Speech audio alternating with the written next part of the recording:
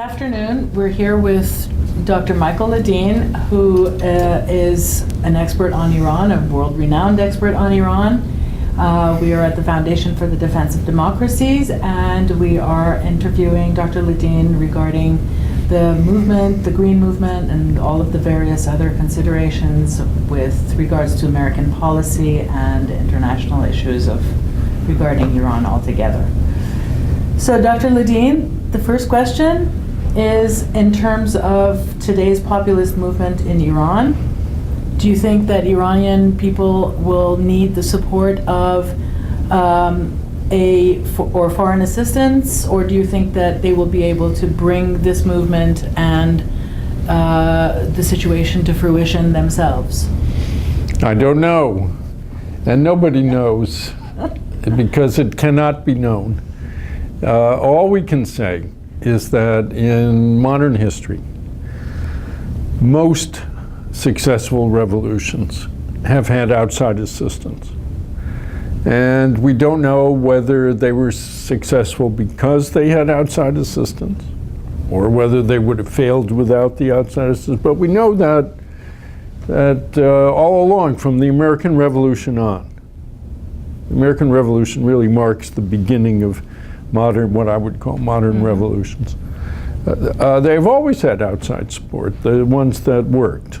And the American Revolution, certainly would not have succeeded had it not been for French support, for example. And there was a bit of American covert support for the French during the French Revolution, for the revolutionaries. Not a whole lot, but some. And then all through the modern period, and during the Reagan era, when I was in government, we very actively supported all kinds of democratic revolutionary movements all over the world. Poland. All over the world. Well, Poland's famous. Everybody knows that. But you know what? My favorite factoid about Reagan, because nobody ever thinks about South America, right? Nobody thinks about South America. Course. But when Reagan became president, there were only 2 elected governments in all of South and Central America. And one was Venezuela, funnily enough, and I forget the other one. Anyway, 8 years later, when Reagan leaves, there are only 2 unelected governments from the Rio Grande River to the South Pole, Cuba and Suriname. Every other country had had a peaceful, nonviolent, democratic revolution in the meantime, right? And they had all gotten help from us of various sorts, some diplomatic, some money, some, various things. But we helped them all. So I'm in favor of helping. I think we should. I think what America stands for encompasses supporting freedom fighters against tyrannical regimes, especially tyrannical regimes that kill Americans, like the Iranian regime or the Syrian regime. But I think just as a matter of national principle, our obligation, our mission in the world is to help such movements. But whether it's necessary, whether they can succeed if we don't support them, I don't know. Nobody knows. When you say the assistance, how do you see the Iranian assistance? How do you see the United States being able to give Iran assistance, the Iranian movement assistance? Just like solidarity. Same as in Poland.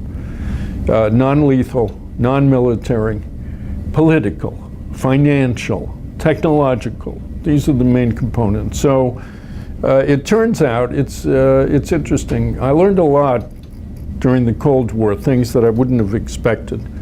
For example, in totalitarian regimes, such as the Soviet Union or such as Khamenei's Iran today, what people really don't know about is what's going on inside their own country. They know a great deal about what's going on in London, Paris, Geneva, New York, Beverly Hills. But they don't know, people in Tehran don't know so much about Tabriz and Isfahan and so on, just as people in Moscow didn't know what was going on in St. Petersburg. Right. So one of the things we must do is try to keep them informed about what's going on inside their own country. And part of that is what the regime is doing, and part of it is to tell people in these various cities that they're not alone, that it's not only them in that place, but it's all over the place, and they need to know about those things. Act as a sort of an amplifier and a messenger in a sense. Source of real information, reliable information, good information. And then, you know, they may need money, I don't know. If so, we should try to get it to them. We should certainly try to build a strike fund for Iranian workers, so that if they want to try to shut down the oil fields and, you know, the equivalent of the Gdansk shipyards, they should be able to do it, and they need to be able to feed their family while they're not working, and we should try to help them do that.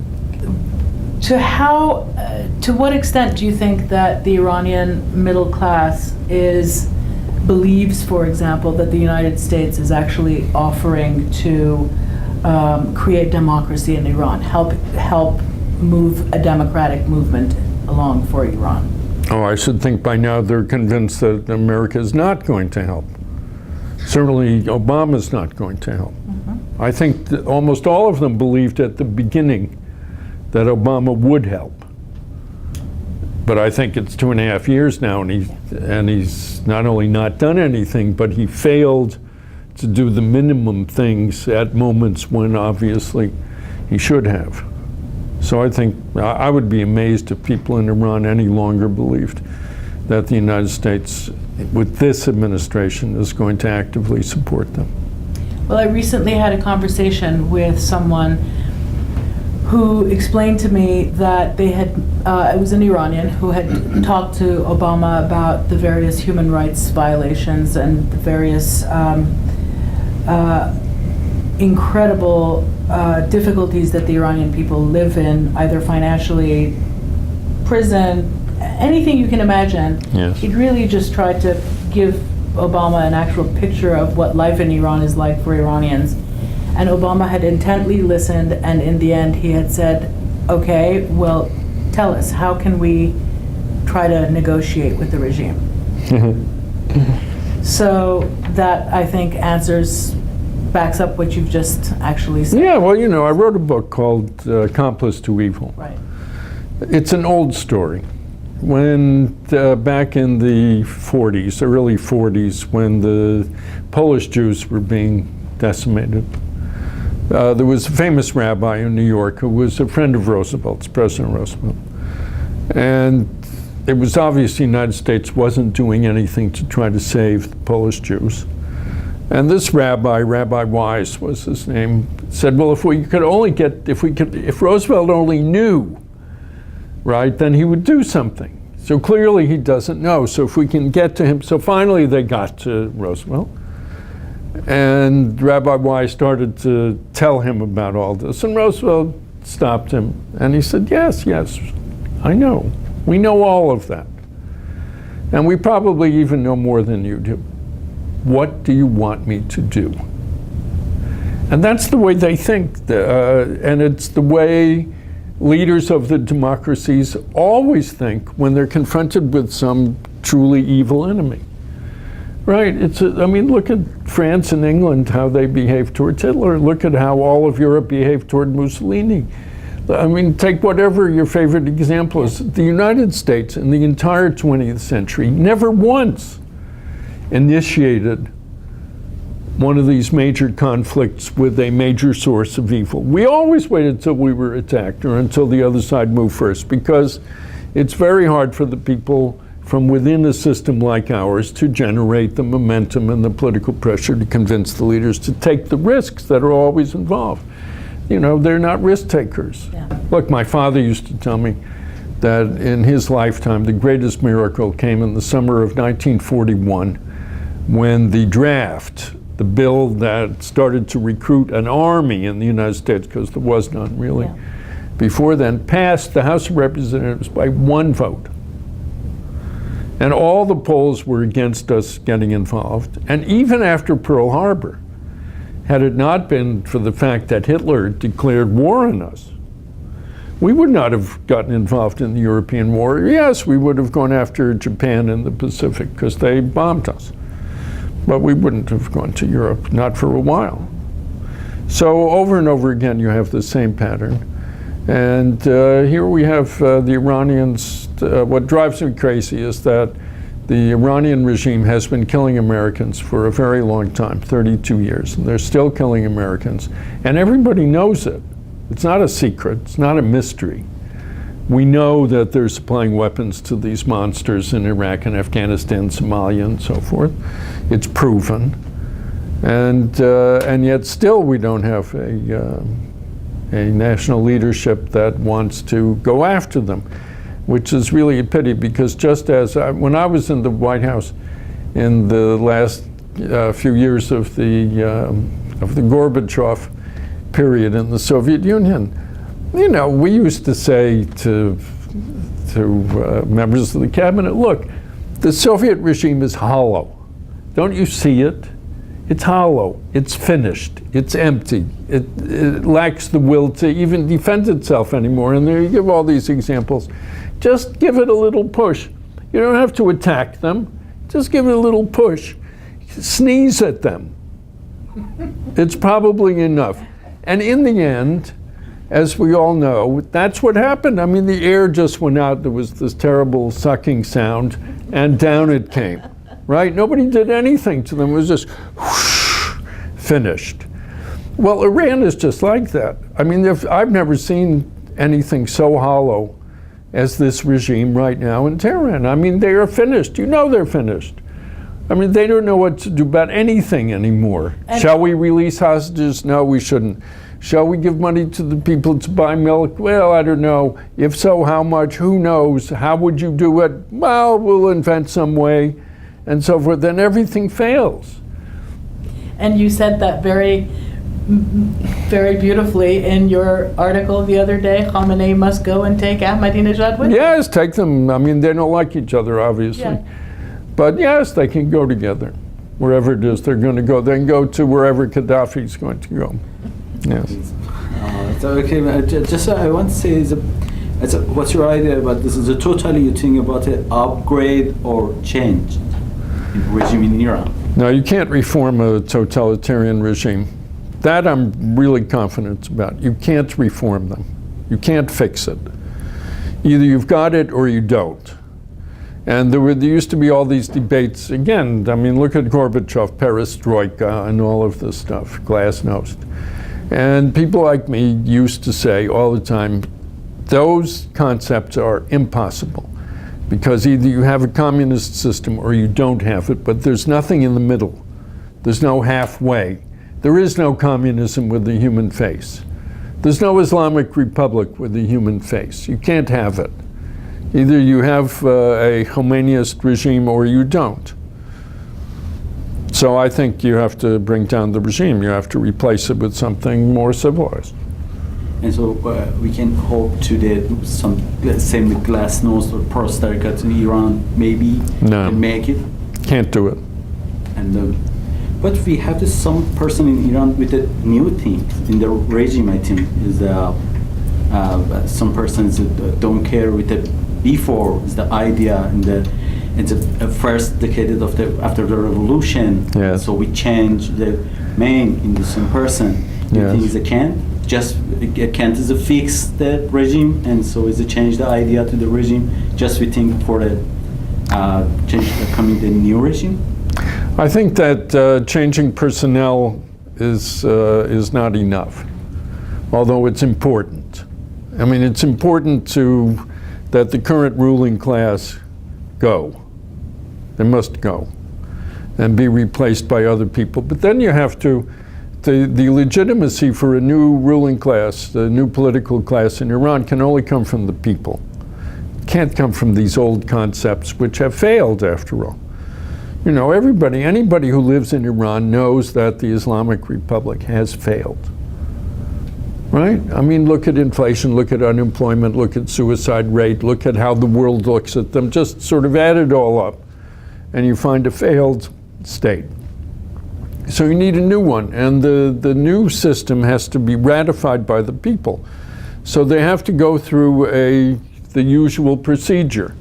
Old leadership goes, temporary leadership comes in for a period of time, and in that period of time, You draft a new constitution. The constitution then gets ratified by the people, and then the people elect the government that will govern the country on the basis of the new constitution. That's what has to happen. You cannot now say, okay, we're going to replace Khamenei with Larijani, we're going to replace Ahmadinejad with Meshai, and so on. That won't work. That's no good. I think we have the crisis about the leadership. You think that we have as a, I don't know, nice team for the coming to Iran, for working about the leadership. What's your idea about this? This is not as a great problem for Iran after the change. It's okay. So after the change, who person coming is working in the government, for working about the leadership team and other an interim government until we can have sure. I don't know. We have the team for this work. Yeah. Well, the interim government has to be the Greens. Has to be the Green movement. A Green movement, I think, is the coming between revolution in Iran. Is that I don't know. Is the Green leadership in the Green movement is only from the government of Iran? Is the Mr. Mousavi, Mr. Karoubi before is working in the government? I think you'll find trying for the change the regime. That's well. I don't want to start naming names of people who are working with them and who have been involved in it and so forth. But there's the whole new generation involved in Green movements, and most of them are in prison right now. But they exist, and there's lots of them. But look, for better or for worse, and it's not up to me to decide, so I'm not going to make recommendations to anybody, but it just seems to me the logic of the situation is they organized the movement that directly challenged the current regime. They are at least the symbolic leaders of a movement that today actually seems paradoxically stronger than it was at the time. There were millions of people in the streets and so on. In fact, I'm very struck. I'm just writing a blog about this now, which is when Mousavi spoke to his daughters the other day. And they said, well, how does it feel? What is it like? What is your life like?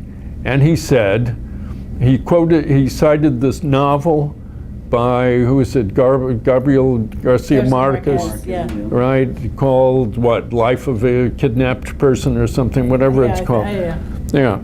And then I read today that this book now, they can't keep it in stock, they can't print it fast enough in Iran because everybody wants it. Everybody's reading it, right? Okay, so, I mean, I'm not saying that that Mousavi or Karoubi or anybody else should be the prime minister or president or whatever it's going to be of Iran for the foreseeable future. I'm just saying that logically, the way, as I understand it, most Iranians feel right now, that is, when this regime comes down, at least for a while, for those months that are necessary to design the new system of government for a free Iran, that they are the logical people. They and the younger people around them, and I'm sure they're in as big a hurry to get these younger people in positions of leadership as anybody else is. So I think that's the first move. Whatever comes after that, the Iranian people will decide. They will write the constitution. I'm sure many constitutions have already been written. In the meantime, I mean, I know people who've been working on a new Iranian constitution for years, and they live in California or Washington or New York and so on. I mean, people have been working on this. It's not as, I mean, Iranians have a long history of self-government. They know about it. They had a constitutional revolution, after all, 105 years ago, 1906. So, they don't need us to teach them how to do it. They know how to do it, and they will do it. There have been many discussions about, for example, a country like Iraq to be cut up and to be created into little different bits, and then Kurdistan becoming its own thing and so forth. And Joe Biden was one of the great minds behind that concept. your opinion about that, where a lot of people say that Iran should be cut up and each ethnicity should have its own little country or governance, self-governance outside of a central Iranian identity? Well, look, I mean, we have a federal system here and it works fine. And the Iraqis made a federal system, and at least for the moment, I wouldn't say it's working fine, but it's working. And models of civilization like Switzerland have federal system with greater degree of autonomy between the various parts than the Iraqis have, or that we have, you know, where they speak separate languages and, you know, and all have separate parliaments and all of that. So I think, I mean, there's nothing unusual about having a federal system. I don't believe most Iranians want to see the country chopped up into little pieces, and I don't think the would-be little pieces are so enthusiastic about that either, frankly. You know, it's hard to be viable in a globalized world if you're just a tiny little unit of a few million people. What is your opinion about the Iranian regime claiming that faster please means faster please take military action against Iran? I can't, well, Great questions, I think. you know, they should actually look at what I say rather than invent it. Yeah. Because this is an invention, because I've never said it, and I've always said peaceful, nonviolent revolution. I mean, and I said it, for example, I thought it was a mistake to invade Iraq for two reasons. First, because I thought it was the wrong target. I thought Iran was the right target. And second, because I thought it was the wrong method. That is, you shouldn't use military force unless you had tried other ways. And I've always been convinced that in Iran, that political weapons are more potent than military weapons, and that Iran could not survive a direct political assault from the United States. And I just, you know, very simple. I was one of those people who brought down the Soviet Empire. We didn't fire a shot. We didn't send the Marines. We didn't drop bombs. We supported dissidents. We broadcast the truth into the country so that people knew what was going on in their own country so they could follow events. The president, at every available opportunity, supported democratic revolution and talked to the people and said, Mr. Gorbachev, tear down that wall, and, you know, we have to now start preparing a world after communism because communism is about to pass away and so forth. We need that. If we could bring down the Soviet Empire, where we had maybe 10% of the population on our side and willing to take risks to challenge the communist regime, how can we fail? How can these methods, these nonviolent, peaceful, revolutionary methods, how can they possibly fail in a country like Iran where we probably have 85 or 90% of the people on our side? I mean, it just seems to me to be, you know, as close to a guaranteed success as you can have in real life. Now, I mean, you can always be unlucky and you can always fail. There is no enterprise that the human mind cannot screw up.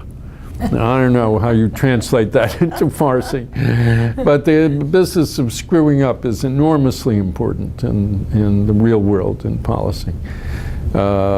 We have 3 children, all of whom have been on the battlefields of the Middle East. And they know firsthand, they have seen it with their own eyes, how active Iran has been trying to kill Americans. And so in addition to the usual reason, which is America must always defend freedom and seek to advance the cause of freedom, there is another reason, which is that this evil regime has been killing our children, our husbands, our fathers for 32 years, and it's time for us to respond. And that is by peaceful, nonviolent revolution. Political. And when you say that that the target was not Iraq and it was Iran, it would have meant that it would not have been, once again, a military invasion. Right, I said that. Yeah. Wrong target and wrong method. Right. The right method for Iran has always been political. Now there will be cases in which it can only be military. There are those cases. Yeah. But you should try the other way first. I have always felt that if you end up going to war, if you're a superpower and you end up going to war, it's a testimony to failed policy. Because a sensible superpower that knows how to conduct policy should be able to achieve its objectives without actually going to war. Should be. However, it's also true the world forgets what a superpower is really like. And so every now and then you probably have to fight just to remind the world, you know, you shouldn't do that. I remember some journalist called me up the day after the fall of Gaddafi. But what's the big lesson from this event in Libya? And I said, the big lesson is that only an idiot picks a fight with the American military. Don't do that, because you're going to lose. Whoever you are, wherever you are, in this world, at this moment, no one can compete with the American military, and it will end badly for you. And it's important for people to understand this. And if they understand it, then deterrence works and military force isn't necessary.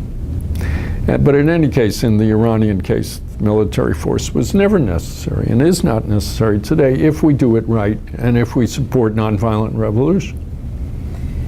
You think is that how long time we need the time for the change? Nobody can ever anticipate this kind of thing. Everyone is always surprised when revolution happens, when it breaks out, and suddenly a regime. Well, just think of the cases we've seen in the Arab Spring. Right? We were all amazed by Egypt and by Tunisia and by Libya. Everybody amazed. We've all been amazed by Syria, that it started in the first place, that it's lasted as long as it has, that the Syrian people are so brave and courageous and so on, and then they stick to their nonviolent methods and they seem to be winning. So it's always a surprise. And we will be surprised when it starts again in Iran, and we will be surprised, I'm sure, that when the regime falls and how it falls.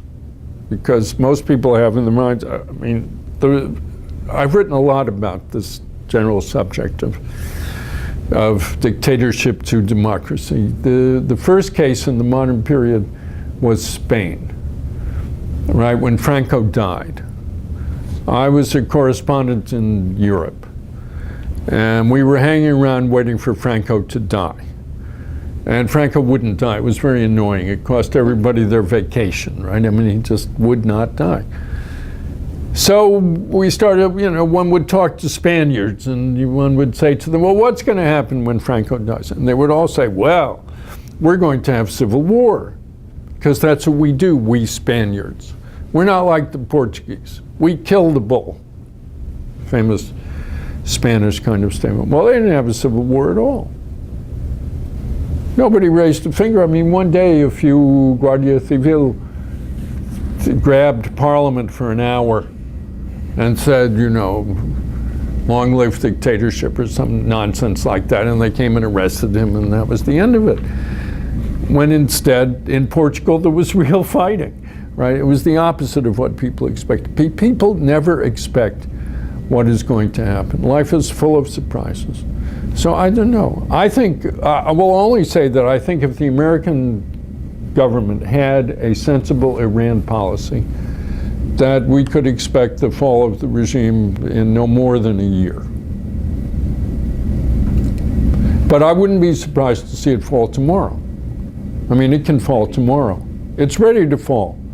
Well, the events that will finally bring it down are unknown to me.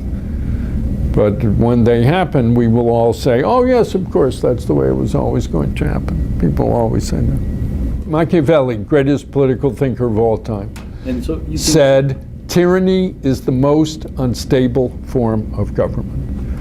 So already to start with, it's an unstable form of government. So your thing is that just we need the change in the, I don't know, the supreme leader. We're waiting for the news about the supreme leader after the die. As a change maybe, or before, I don't know. This is just an idea. Is that now first we need waiting for the going out the supreme leader. After that, is there maybe change? I don't think so. I don't think you have to wait for Khamenei to leave this earth. I mean, people get excited. Everything becomes political now. It's the nature of this kind of situation. People are upset because the Lake Oromia is being poisoned. And so they demonstrate. For the regime, anytime you put more than two people together, it's political. So they attack.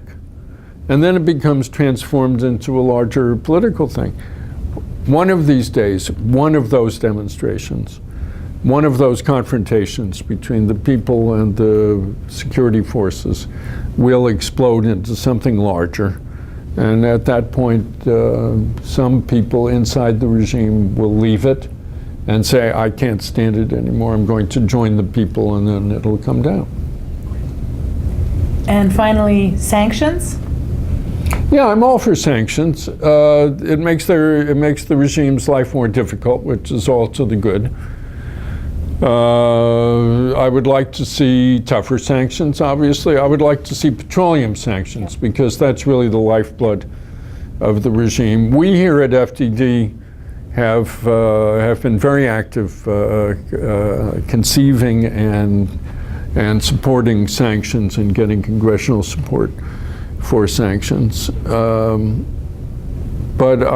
So I'm all for sanctions, and I also think the really great thing about sanctions is that it shows the Iranian people that America cares about what's going on there, and that we hate that regime, and that we are taking steps to try to weaken it, and that this is for them. And they should appreciate the fact that there's a large part of America that supports them and believes in them and is going after the regime. And that's very important. And God bless the people who are doing that. Thank you. Thank you so much. Thank you.